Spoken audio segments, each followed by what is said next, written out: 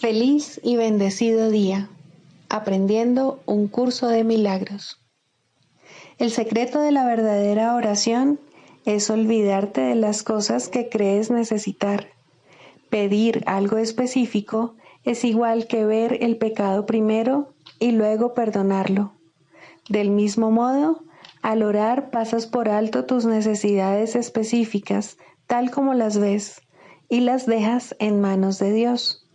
Ahí se convierten en los regalos que le haces, pues le dicen que no antepondrás otros dioses a Él, ni que quieres otro amor que el suyo. Este libro es un comienzo, no un final.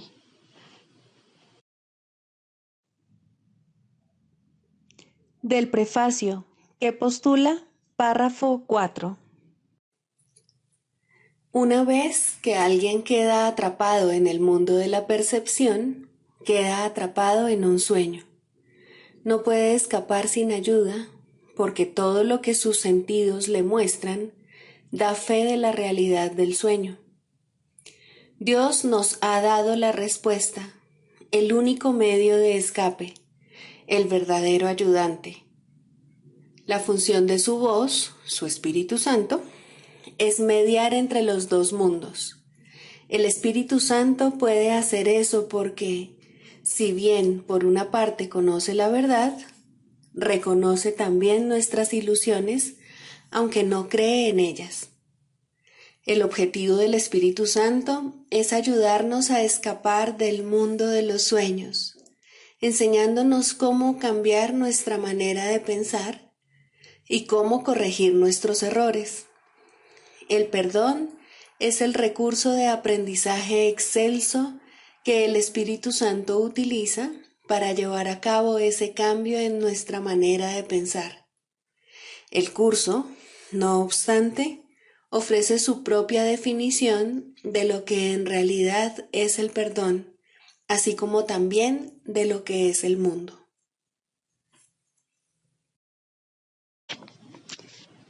Introducción. Este es un curso de milagros, es un curso obligatorio. Solo el momento en que decides tomarlo es voluntario. Tener libre albedrío no quiere decir que tú mismo puedas establecer el plan de estudios. Significa únicamente que puedes elegir lo que quieres aprender en cualquier momento dado. Este curso no pretende enseñar el significado del amor, pues eso está más allá de lo que se puede enseñar. Pretende, no obstante, despejar los obstáculos que impiden experimentar la presencia del amor, el cual es tu herencia natural. Lo opuesto al amor es el miedo, pero aquello que todo lo abarca no puede tener opuestos. Este curso puede, por lo tanto, resumirse muy simplemente de la siguiente manera. Nada real puede ser amenazado. Nada irreal existe. En esto radica la paz de Dios.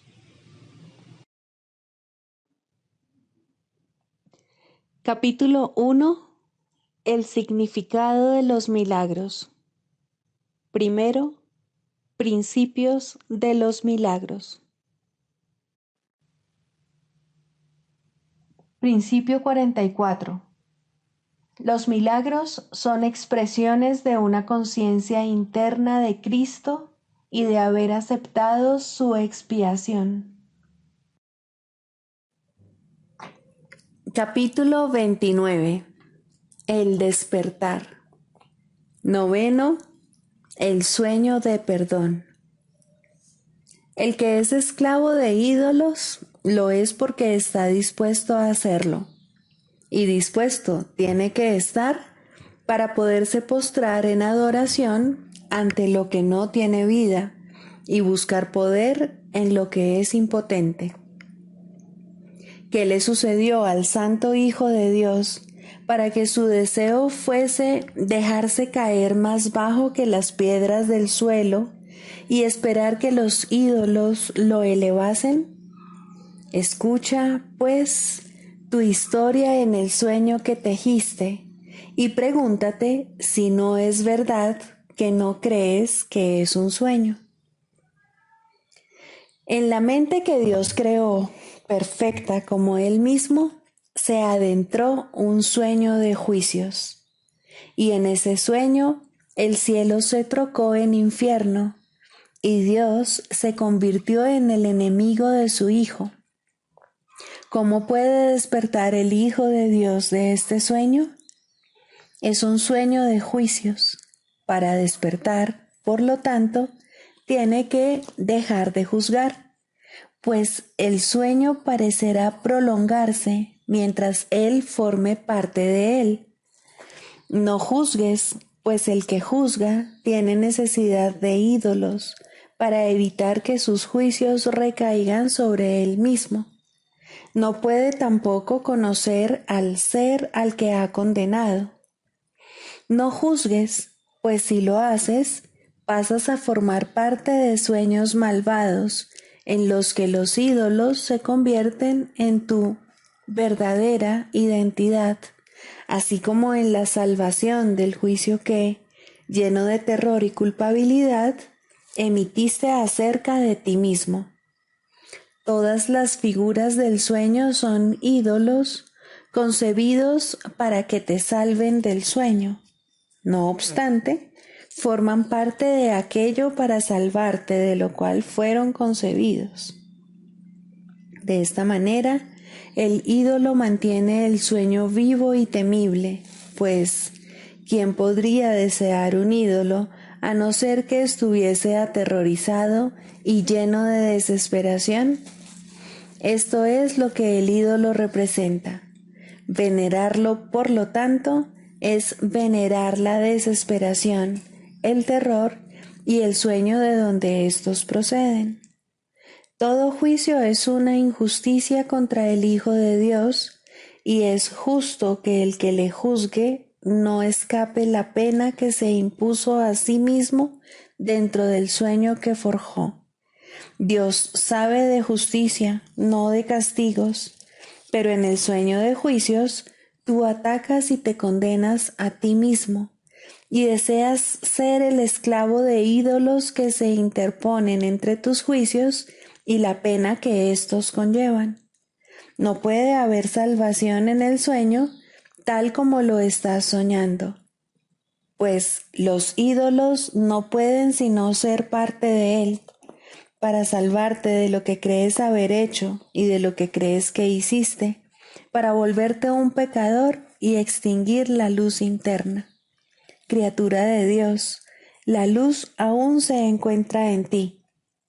No estás sino soñando, y los ídolos son los juguetes con los que sueñas que juegas.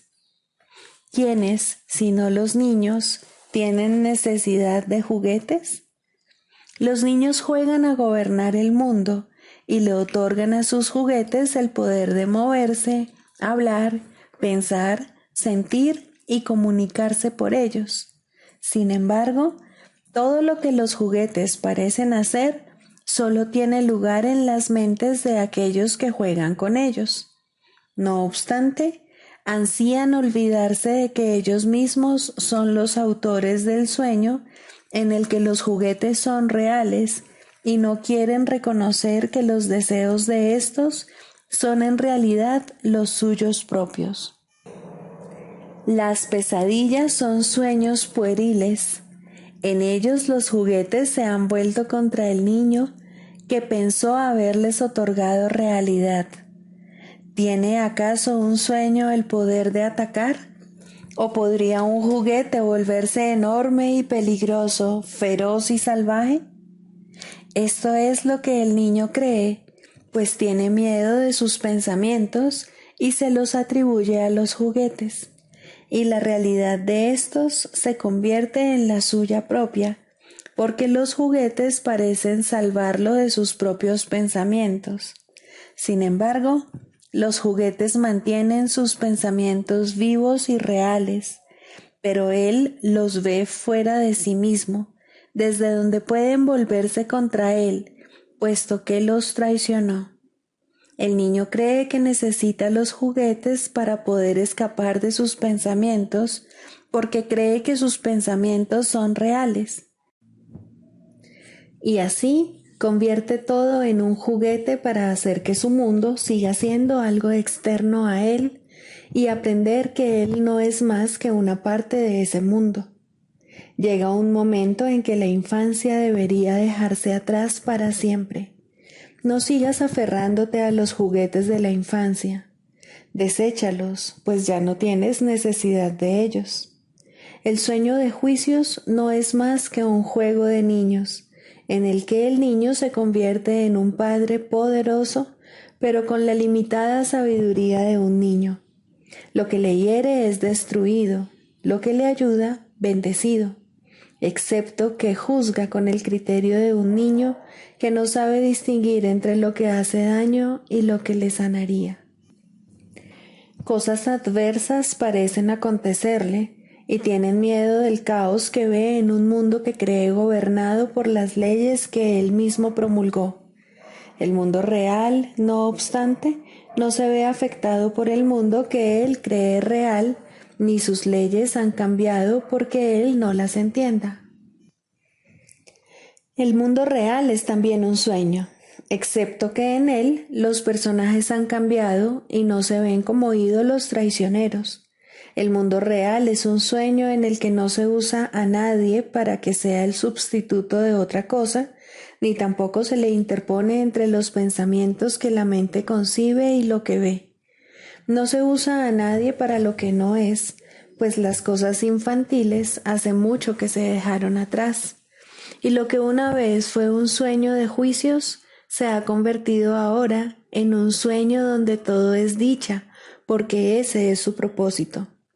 Ahí solo pueden tener lugar sueños de perdón, pues el tiempo está a punto de finalizar, y las figuras que entran a formar parte del sueño se perciben ahora como hermanos a los que ya no se juzga sino que se les ama. No es necesario que los sueños de perdón sean de larga duración, no se concibieron para separar a la mente de sus pensamientos, ni intentan probar que el sueño lo está soñando otro. En ellos se puede oír una melodía que todos recuerdan, si bien no la han oído desde antes de los orígenes del tiempo. El perdón, una vez que es total, hace que la intemporalidad esté tan cerca que entonces se puede oír el himno del cielo, no con los oídos, sino con la santidad que nunca se ausentó del altar que se encuentra eternamente en lo más profundo del Hijo de Dios. Y cuando éste vuelve a oír este himno, se da cuenta de que nunca había dejado de escucharlo. ¿Y a dónde va a parar el tiempo una vez que se han abandonado los sueños de juicios?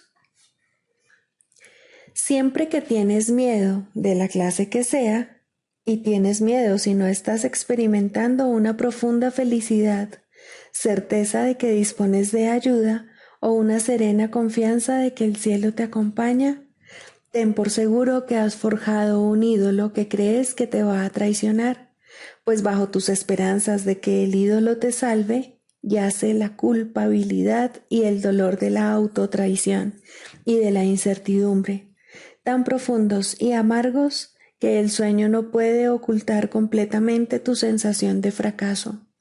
El resultado de tu autotraición tiene que ser el miedo, pues el miedo es un juicio y conduce inevitablemente a la frenética búsqueda de ídolos y de muerte. Los sueños de perdón te recuerdan que estás a salvo y que no te has atacado a ti mismo.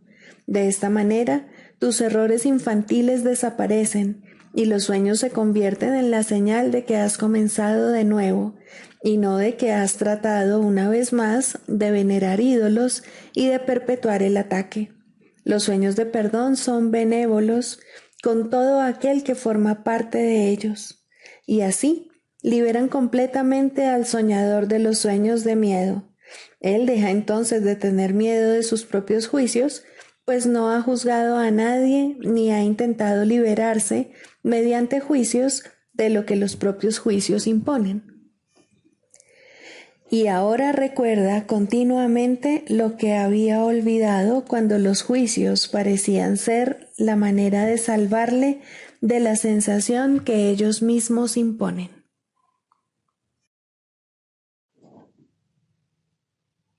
Libro de ejercicios. Introducción. Para que los ejercicios de este libro de ejercicios tengan sentido para ti, es necesario, como marco de referencia, disponer de una base teórica como la que provee el texto. Es la práctica de los ejercicios, no obstante, lo que te permitirá alcanzar el objetivo del curso. Una mente sin entrenar no puede lograr nada. El objetivo de este libro de ejercicios es entrenar a tu mente a pensar según las líneas expuestas en el texto. Los ejercicios son muy sencillos, no requieren mucho tiempo y no importa dónde se hagan. No requieren ninguna preparación. El período de entrenamiento dura 1 año. Las lecciones van numeradas de la 1 a la 365. No intentes hacer más de una serie de ejercicios por día. El libro de ejercicios está dividido en 2 secciones principales. La primera está dedicada a anular la manera en que ahora ves, y la segunda a adquirir una percepción verdadera. A excepción de las sesiones de repaso, los ejercicios diarios están planeados en torno a una idea central que se enuncia primero. A esta le sigue una descripción de los procedimientos concretos mediante los cuales debe aplicarse la idea del día. El propósito del libro de ejercicios es entrenar a tu mente de forma sistemática a tener una percepción diferente de todas las cosas y de todo el mundo. Los ejercicios están diseñados para ayudarte a generalizar las lecciones de manera que puedas comprender que cada una de ellas se aplica por igual a todo el mundo y a todo lo que ves. La transferencia del entrenamiento para adquirir una percepción verdadera no procede del mismo modo que la transferencia del entrenamiento del mundo. Si se ha logrado una percepción verdadera en conexión con una persona, situación o acontecimiento, la transferencia total a todo el mundo y a todas las cosas es inevitable. Por otra parte, una sola cosa que se excluya de la percepción verdadera imposibilita sus logros en cualquier otra parte. Así pues, las únicas reglas generales a observarse en todas las lecciones son: primera, los ejercicios deben practicarse con gran precisión, tal como se indique. Esto te ayudará a generalizar las ideas en cuestión a toda situación en la que te encuentres, así como a todas las cosas y personas en ella. Segunda, asegúrate de no decidir por tu cuenta que hay ciertas personas, situaciones o cosas a las cuales no se les puede aplicar estas ideas. Eso interferiría en la transferencia del entrenamiento. La naturaleza misma de la percepción verdadera es que no tiene límites. Es lo opuesto a la manera en que ves las cosas ahora. El objetivo general de los ejercicios es incrementar tu capacidad de ampliar las ideas que estarás practicando de modo que lo incluyan todo. Esto no requiere esfuerzo alguno de tu parte. Los ejercicios mismos reúnen en sí las condiciones necesarias para ese tipo de transferencia. Algunas de las ideas que el libro de ejercicios presenta te resultarán difíciles de creer, mientras que otras tal vez te parezcan muy sorprendentes. Nada de eso importa. Se te pide simplemente que las apliques tal como se te indique, No se te pide que las juzgues, se te pide únicamente que las uses. Es usándolas como cobrarán sentido para ti y lo que te demostrará que son verdad. Recuerda solamente esto. No tienes que creer en las ideas, no tienes que aceptarlas, ni siquiera tienes que recibirlas con agrado. Puede que hasta te opongas vehementemente a algunas de ellas. Nada de eso importa, ni disminuye su eficacia. Pero no hagas excepciones al aplicar las ideas expuestas en el libro de ejercicios. Sean cuales sean tus reacciones hacia ellas, úsalas. No se requiere nada más. Libro de ejercicios. Primera parte. Lección 1. Nada de lo que veo en esta habitación, en esta calle, desde esta ventana, en este lugar, significa nada.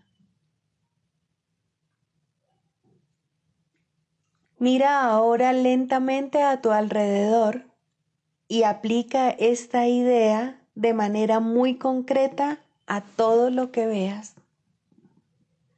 Esa mesa no significa nada. Esa silla no significa nada.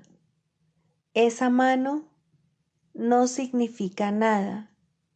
Este pie no significa nada. Esta pluma no significa nada.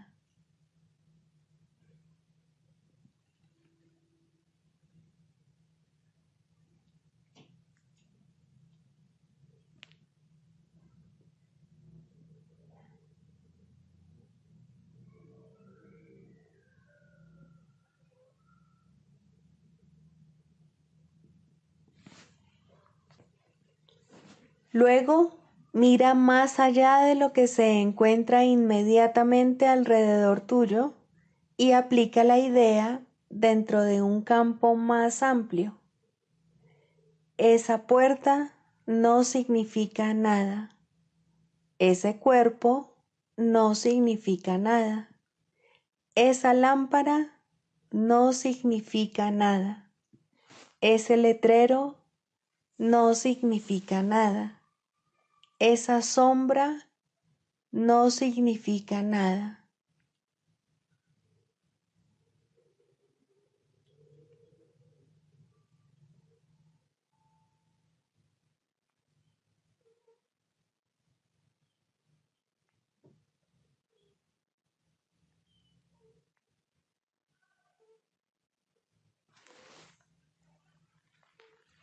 Observa que estas expresiones no siguen ningún orden determinado ni hacen distinción entre la clase de cosas a las que se aplican. Ese es el propósito del ejercicio. La afirmación debe aplicarse sencillamente a cualquier cosa que veas. Al practicar con la idea del día, hazlo con total imparcialidad. No trates de aplicarla a todo lo que se encuentre dentro de tu campo visual, pues estos ejercicios no deben convertirse en un ritual. Asegúrate solamente de no excluir nada en particular. Desde el punto de vista de la aplicación de la idea, una cosa es igual que cualquier otra. Las 3 primeras lecciones no deben hacerse más de 2 veces al día, preferiblemente una vez por la mañana y otra por la noche.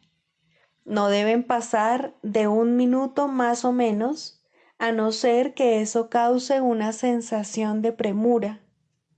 Una cómoda sensación de reposo es esencial.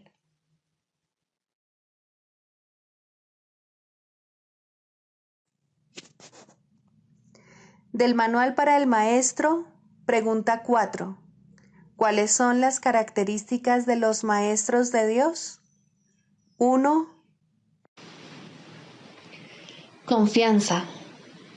He aquí la base sobre la que descansa su capacidad para llevar a cabo su función. La percepción es el resultado de lo que se ha aprendido. De hecho, la percepción es lo que se ha aprendido, ya que causa y efecto nunca se encuentran separados. Los maestros de Dios tienen confianza en el mundo, porque han aprendido que no está regido por las leyes que el mundo inventó. Está regido por un poder que se encuentra en ellos, pero que no es de ellos. Este poder es el que mantiene todas las cosas a salvo. Mediante este poder, los maestros de Dios contemplan un mundo perdonado. Una vez que hemos experimentado ese poder, es imposible volver a confiar en nuestra insignificante fuerza propia. ¿Quién trataría de volar con las minúsculas alas de un gorrión cuando se le ha dado el formidable poder de un águila? ¿Y quién pondría su fe en las miserables ofrendas del ego cuando los dones de Dios se encuentran desplegados ante él? ¿Qué induce a los maestros de Dios a efectuar este cambio? A. Desarrollo de la confianza. En primer lugar, tienen que pasar por lo que podría calificarse como un periodo de deshacimiento. Ello no tiene por qué ser doloroso, aunque normalmente lo es. Durante este periodo parece como si nos estuviesen quitando las cosas, y raramente se comprende, en un principio, que estamos simplemente reconociendo su falta de valor. ¿De qué otro modo se iba a poder percibir lo que no tiene valor, a no ser que el perceptor estuviese en una posición desde la que no puede sino ver las cosas de otra manera?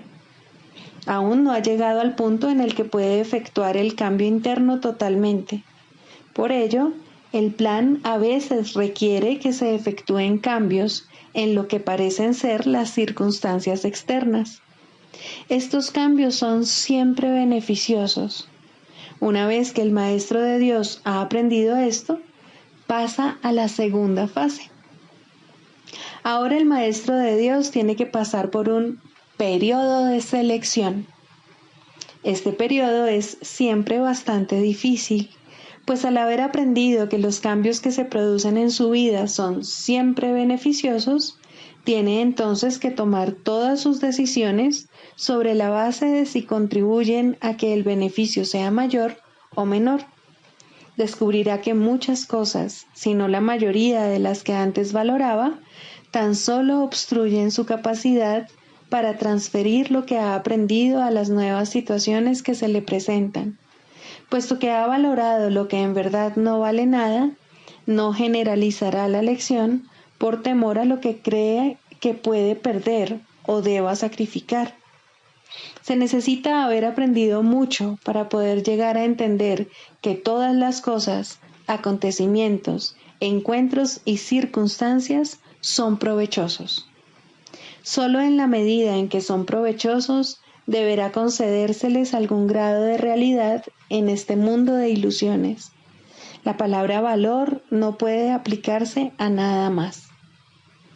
La tercera fase por la que el Maestro de Dios tiene que pasar podría llamarse periodo de renuncia. Si se interpreta esto como una renuncia a lo que es deseable, se generará un enorme conflicto. Son pocos los maestros de Dios que se escapan completamente de esta zozobra. No tiene ningún sentido, no obstante, separar lo que tiene valor de lo que no lo tiene, a menos que se dé el paso que sigue naturalmente. Por lo tanto, el periodo de transición tiene que ser un periodo en el que el Maestro de Dios se siente obligado a sacrificar sus propios intereses en aras de la verdad. Todavía no se ha dado cuenta de cuán absolutamente imposible sería una exigencia así. Esto solo lo puede aprender a medida que renuncia realmente a lo que no tiene valor. Mediante esa renuncia, aprende que donde esperaba aflicción, encuentra en su lugar una feliz despreocupación. Donde pensaba que se le pedía algo, se encuentra agraciado con un regalo. Ahora llega un periodo de asentamiento. Es este un periodo de reposo en el que el Maestro de Dios descansa razonablemente en paz por un tiempo. Ahora consolida su aprendizaje. Ahora comienza a ver el valor de transferir lo que ha aprendido de unas situaciones a otras. El potencial de lo que ha aprendido es literalmente asombroso, y el Maestro de Dios ha llegado a un punto en su progreso desde el que puede ver que en dicho aprendizaje radica su escape. Renuncia a lo que no quieres y quédate con lo que sí quieres. Qué simple es lo obvio y qué fácil. El Maestro de Dios necesita este periodo de respiro. Todavía no ha llegado tan lejos como cree, mas cuando está listo para seguir adelante, marcharán a su lado compañeros poderosos. Ahora descansa por un rato y los convoca antes de proseguir. A partir de ahí, ya no seguirá adelante solo. La siguiente fase es ciertamente un periodo de inestabilidad. El Maestro de Dios debe entender ahora que en realidad no sabía distinguir entre lo que tiene valor y lo que no lo tiene. Lo único que ha aprendido hasta ahora es que no desea lo que no tiene valor y que sí desea lo que tiene. Su propio proceso de selección, no obstante, no le sirvió para enseñarle la diferencia. La idea de sacrificio, tan fundamental en su sistema de pensamiento, imposibilitó el que pudiese discernir. Pensó que había aprendido a estar dispuesto, pero ahora se da cuenta de que no sabe para qué sirve estar dispuesto.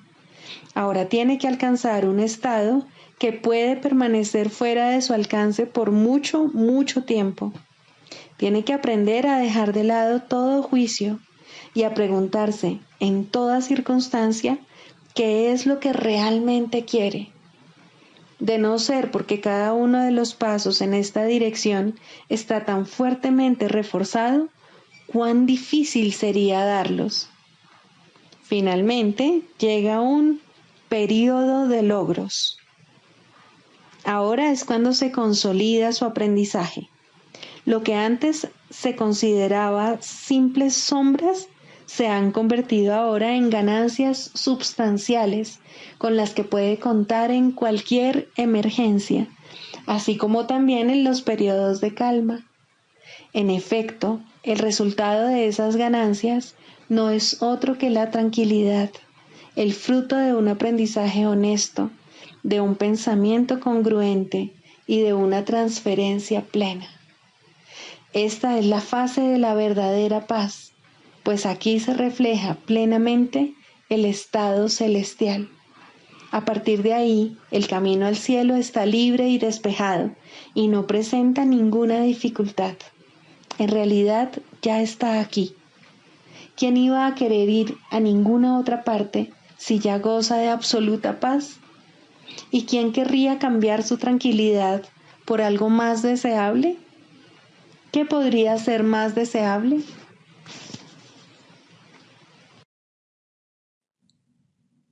Manual para el maestro. Pregunta 1. ¿Quiénes son los maestros de Dios? Un maestro de Dios es todo aquel que decide serlo. Sus atributos consisten únicamente en esto. De alguna manera y en algún lugar, ha elegido deliberadamente no ver sus propios intereses como algo aparte de los intereses de los demás. Una vez que ha hecho esto, su camino ha quedado establecido y su dirección es segura. Una luz ha entrado en las tinieblas. Tal vez sea una sola luz, pero con una basta. El Maestro de Dios ha hecho un compromiso con Dios, aunque todavía no crea en Él. Se ha convertido en un portador de salvación. Se ha convertido en un Maestro de Dios. Los Maestros de Dios proceden de todas partes del mundo y de todas las religiones, aunque algunos no pertenecen a ninguna religión. Los Maestros de Dios son los que han respondido. La llamada es universal y está activa en todo momento y en todas partes. Dicha llamada invoca a los maestros a que hablen en favor de ella y a que rediman el mundo. Muchos la oyen, pero muy pocos responden. Sin embargo, es solo cuestión de tiempo. Todo el mundo responderá al final, pero ese final puede estar muy, muy lejos. Esta es la razón por la que se estableció el plan de los maestros. Su función es ahorrar tiempo. Cada uno comienza como una sola luz, pero como tiene la llamada en el mismo centro de su ser, esa luz no puede restringirse, y cada uno de ellos ahorra miles de años, tal como el mundo juzga el tiempo. Mas para la llamada en sí, el tiempo no significa nada. Cada maestro de Dios tiene su propósito. La estructura de éste varía enormemente, así como los medios particulares de enseñanza empleados. El contenido del curso, no obstante, nunca varía. Su tema central es siempre: el Hijo de Dios es inocente y en su inocencia radica su salvación. Esto se puede enseñar con acciones o con pensamientos, con palabras o sin ellas, en cualquier lenguaje o sin lenguaje, en todo lugar o momento o en cualquier forma. No importa lo que el maestro haya sido antes de oír la llamada. Al responder, se ha convertido en un salvador. Ha visto a alguien más como a sí mismo. Ha encontrado, por lo tanto, su propia salvación y la salvación del mundo. Con su renacer, renace el mundo. Este manual está dedicado a una enseñanza especial y dirigido a aquellos maestros que enseñan una forma particular del curso universal. Existen muchas otras formas, todas con el mismo desenlace. Su propósito es simplemente ahorrar tiempo. No obstante, solo el tiempo se arrastra pesadamente y el mundo ya está muy cansado. Está viejo, agotado y sin esperanzas, mas el desenlace final nunca se puso en duda, pues, ¿qué puede cambiar la voluntad de Dios? Pero el tiempo, con sus ilusiones de cambio y de muerte, agota al mundo y a todas las cosas que habitan en él.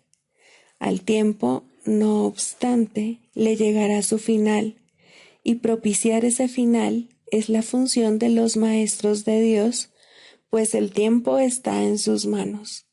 Tal fue su elección, y así se les concedió.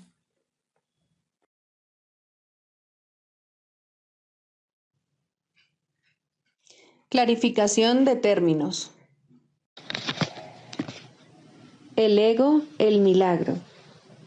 Las ilusiones no perdurarán. Su final es indudable y eso es lo único que es seguro en su mundo. Por eso es por lo que es el mundo del ego. ¿Qué es el ego? El ego no es más que un sueño de lo que en realidad eres. Un pensamiento de que estás separado de tu creador y un deseo de ser lo que él no creó. El ego es un producto de la locura, no de la realidad.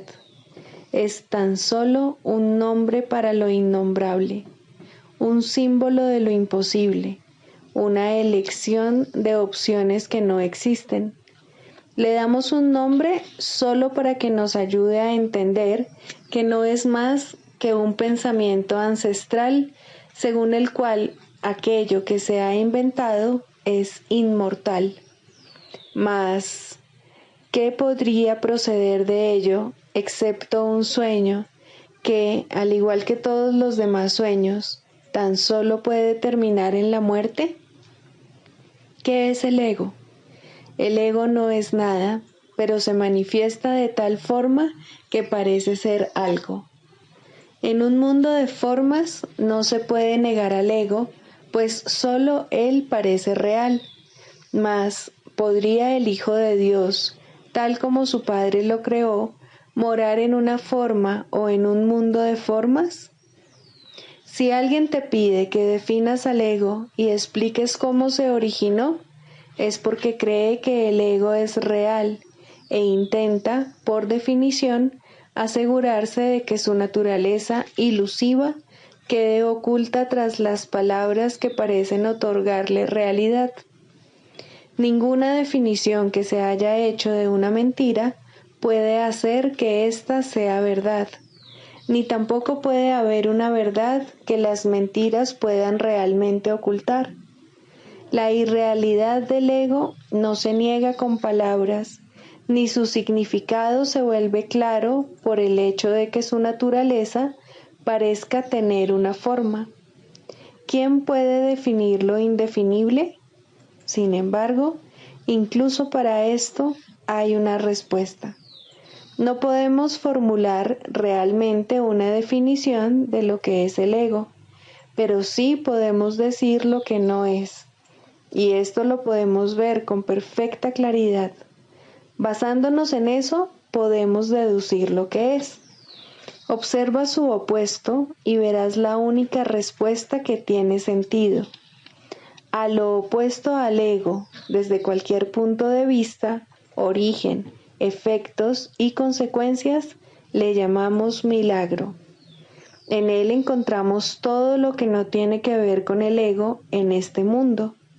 El milagro es lo opuesto al ego, y solo en él podemos observar lo que era el ego, pues en él vemos lo que éste aparentemente hacía, y la causa y sus efectos no pueden sino seguir siendo una misma cosa. Donde antes había obscuridad, ahora veremos luz. ¿Qué es el ego?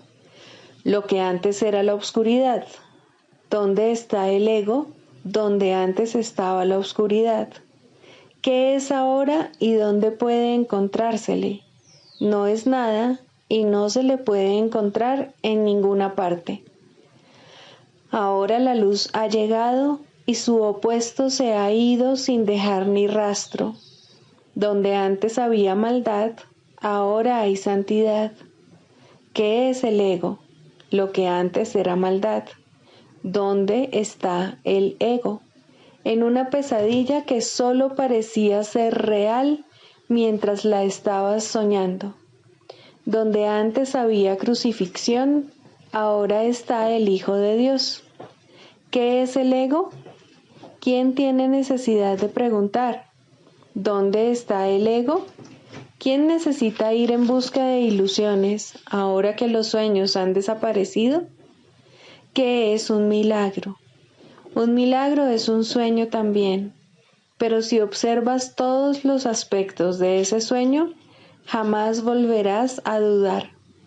Observa el bondadoso mundo que se extiende ante ti mientras caminas envuelto en mansedumbre. Observa a los ayudantes que encuentras a lo largo del camino que recorres, felices ante la certeza del cielo y la garantía de paz. Y observa también, por un instante, lo que por fin dejaste atrás y finalmente pasaste de largo. Esto es lo que era el ego, el odio cruel, la necesidad de venganza y los gritos de dolor, el miedo a la muerte y el deseo de matar, la ilusión de no tener hermanos y el yo que parecía estar solo en el universo. El milagro corrige este terrible error con respecto a ti mismo, con la misma dulzura con la que una madre amorosa adormece con su canto a su criatura. ¿No preferirías escuchar un canto así? ¿No contestaría ese canto todo lo que pensabas preguntar, haciendo incluso que la pregunta dejase de tener sentido? Tus preguntas no tienen respuesta, ya que han sido planteadas para acallar la voz de Dios, la cual nos hace a todos una sola pregunta. ¿Estás listo ya para ayudarme a salvar el mundo? pregunta esto en vez de preguntar qué es el ego, y verás un súbito resplandor envolver al mundo que el ego fabricó. Ahora no se le niega a nadie ningún milagro. El mundo se ha salvado de todo lo que tú pensabas que era, y lo que es ha sido siempre absolutamente puro y jamás ha sido condenado. El milagro perdona, el ego condena. No se necesita ninguna otra definición para ninguno de ellos excepto esta. Mas, ¿qué definición podría ser más cierta o estar más a tono con lo que es la salvación? Con esto, el problema y la respuesta se llevan una al lado del otro, y al estar finalmente juntos, la elección es obvia. ¿Quién elegiría el infierno de reconocer que eso es lo que está eligiendo? ¿Y quién no seguiría adelante un poco más cuando le ha sido dado comprender que el camino es corto y que el cielo es su meta? Primero, los límites en la psicoterapia. El resultado ideal, no obstante, rara vez se alcanza. La terapia comienza con el entendimiento de que la sanación es de la mente, y en psicoterapia los que creen esto ya se han acercado entre sí. Puede ser que no lleguen mucho más lejos, pues nadie aprende más allá de su disposición. Sin embargo, los niveles de disposición cambian, y cuando el terapeuta o el paciente han alcanzado el siguiente, se les ofrecerá una relación que se adapta a su cambiante necesidad. Tal vez se unan de nuevo y avancen en la misma relación, haciéndola más santa. O tal vez cada uno de ellos se adentrará en otro compromiso. Ten por seguro, cada uno de ellos progresará. Los retrocesos son temporales. La dirección general es de progreso hacia la verdad. La psicoterapia de por sí no puede ser creativa. Este es uno de los errores que el ego fomenta, que es capaz de verdadero cambio y, por consiguiente, de verdadera creatividad. Cuando hablamos de la ilusión salvadora o de el sueño final, no es esto lo que queremos decir, pero aquí radica la última defensa del ego. La resistencia es su manera de ver las cosas, su interpretación del progreso y del crecimiento. Estas interpretaciones estarán necesariamente equivocadas, puesto que son ilusorias.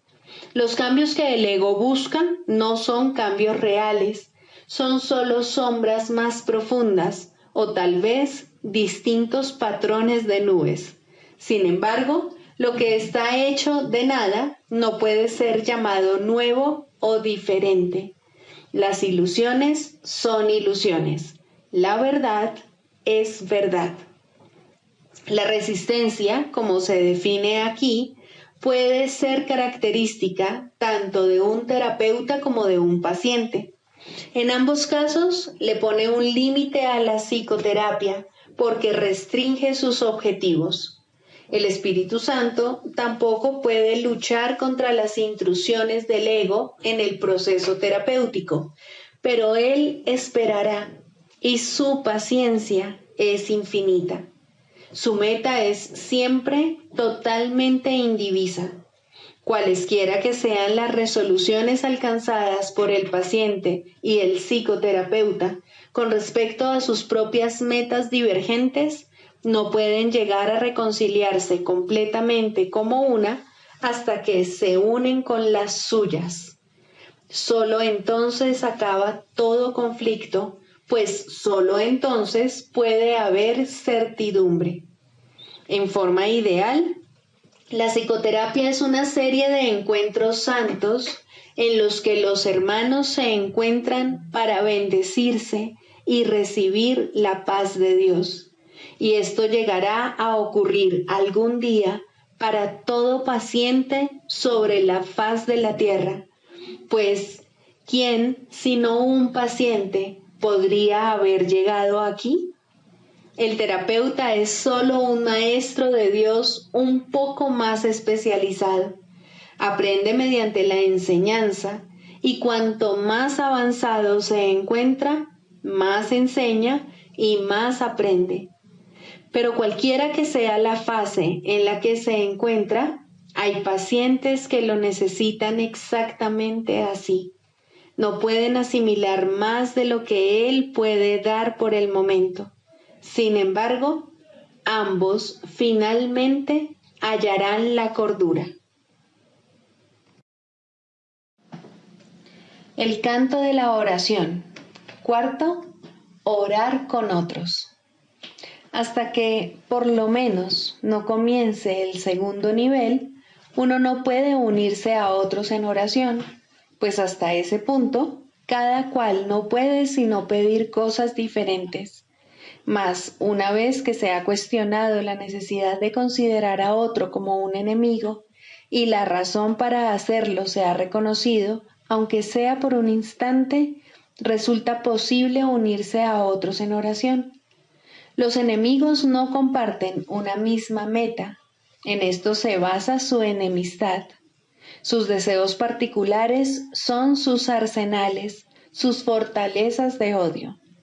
La clave para alcanzar un nivel aún más alto de oración radica en este sencillo pensamiento, en este cambio de mentalidad.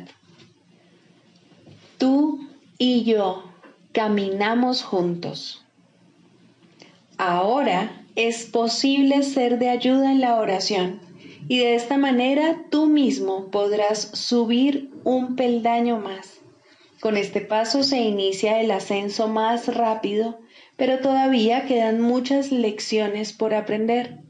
El camino está libre y despejado y hay motivos para sentirse esperanzado. Aún así, es posible que al comienzo lo que piden, incluso aquellos que se unen en oración, no sea la meta a la que la oración debería realmente aspirar. Incluso pueden pedir cosas juntos y así dar lugar a la ilusión de que comparten una misma meta. Pueden pedir juntos cosas específicas sin darse cuenta de que están pidiendo efectos sin causas, y esto no se les puede dar, pues nadie puede recibir tan solo efectos implorándolos a una causa de la que no provienen. De modo que incluso unirse a otros no es suficiente si los que oran juntos no preguntan, ante todo, ¿cuál es la voluntad de Dios? Solo de esta causa puede proceder la respuesta en la que todo lo específico se satisface y todos los deseos particulares se unifican. Orar por cosas específicas es pedir que de alguna manera el pasado se repita. Lo que antes se disfrutó o pareció disfrutarse y lo que era de otro y él parecía amar, no son sino ilusiones del pasado.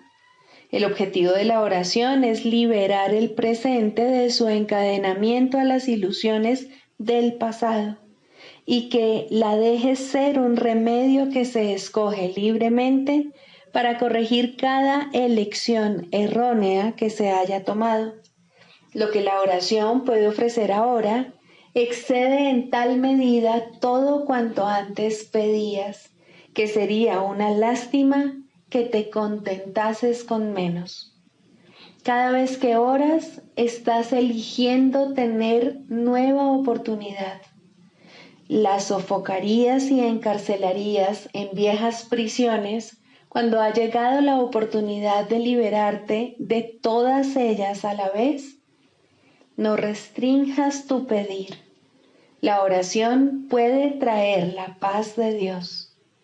¿Qué cosa ligada al tiempo podría darte más que esto durante el breve lapso que perdura antes de desmoronarse en polvo?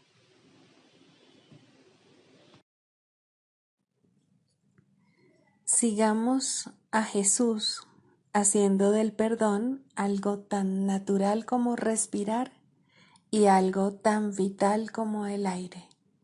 Amén.